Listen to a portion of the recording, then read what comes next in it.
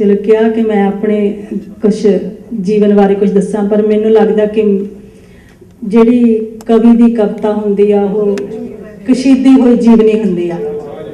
और मैं अपनी जो नज़मां जां गज़लां तुहाडे सामने रखियां वो अपने मैं जीवन विच जिहड़े मैं मेरे अनुभव सीगे उही सीगे सारे, और जो मैं आले दुआले देखा जो मेरे जीवन के नाल जुड़िया होया सीगा उही सीगा सारा कुछ। जे तुसी कहो तो मैं ये इसे समय विच कुछ अपनी चीज़ां ही सुना दिंदी हां जे इजाजत होवे तां, पर जे तुसी चाहुंदे हो तां मैं संखेप विच दस दिंदी हां थोड़ियां सत्तरां दे विच।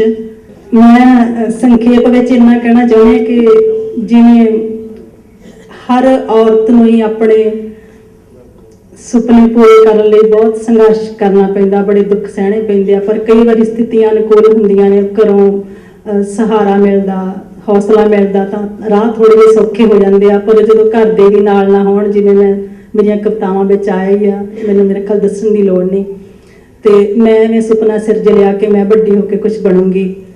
तो मैनूं लगदा सी पढ़ लिख के कुछ बनीदा हुंदा, तो जदों पढ़न लिखण दा भी मौका ना दिता गया, 9वीं चों मैनूं पढ़नों हटा लिया गया, तो मैनूं लग्या कि हुण मैं कुछ नहीं बन सकना, बस मैं रोटी पकाउण जोगी रह जाना। पर फिर ब्याह हो गया तो मैं फिर एक आस जी वज गई मेरी कि सहुरे जाके जरूर मैं कुछ ना कुछ कर सकती हाँ, मैं अपने घरदियां नूं मनाऊंगी कि मैनूं पढ़न लिखण दी इजाजत दे दो, मैं पढ़ना लिखना होर अगे। पर उत्थे भी उन्होंने कहा कि ब्याहियां होईयां तो नौं धीआं नहीं स्कूले जांदियां।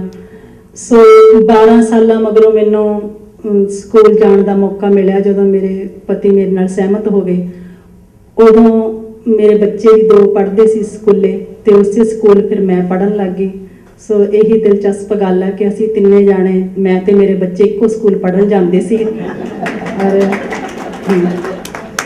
और फिर मैं नवें सिरों जो मैनूं घरों इजाजत मिली तो नवें सिरों कविता नूं पढ़ना लिखना सोचना शुरू किया, क्योंकि तुकबंदी तो मैं 7वीं 8वीं च पढ़न जो पढ़ती सी उदों करन लग गई सी।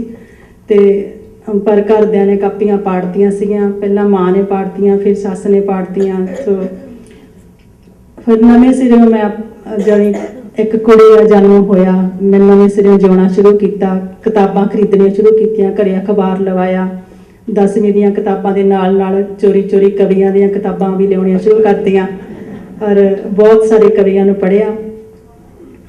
शिव कुमार जी ने बहुत उस उम्र च जिवें करदे आ हर एक उम्र च प्रभावित करदी उन्हां दी कविता, हरेक कविता दे रसीए नूं मैनूं भी उन्होंने बहुत प्रभावित किया। और पाश की कविता मैनूं बहुत चंगी लगी, सुरजीत पात्र जी की कविता पढ़ के मैं बड़ी प्रभावित हुई, और मैनूं गज़ल लई जो प्रेरणा मिली आ वो सुरजीत पात्र जी की कविता तो मिली।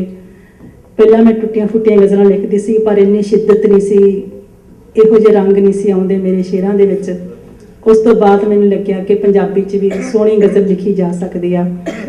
और 1997 च मेरी पहली किताब सूरज की दहलीज आई सी, वो गज़लां की किताब से। फिर चिरागा दी डार आई, वो भी गज़लां की किताब से। और पतझड़ विच पुंगर दे पत्ते, हजार रंगां दी लाट, पुन्निया, ये 5 किताबां मेरियां गज़लां दियां ने। और धुप दी चुन्नी ते कणियां 2 नज़मां दी संग्रह आ। और बहुत मान प्यार मिलिया पाठक वर्ग का काफ़ी। और खुशी वाली गल यह है कि कुछ गिनती के नाम ने साडे सत्कारयोग लेखकां दे जिन्हां नूं पबलिशर पल्लियों पैसे दिंदे आ, और मैनूं भी महीने बाद तनख्वाह मिलदी आ मेरे पबलिशर वालों। सो ये मेरी खुशी वाली गल है मेरे लिए। साहिबान, आज बैसाखी का दिन है। Position, no fire.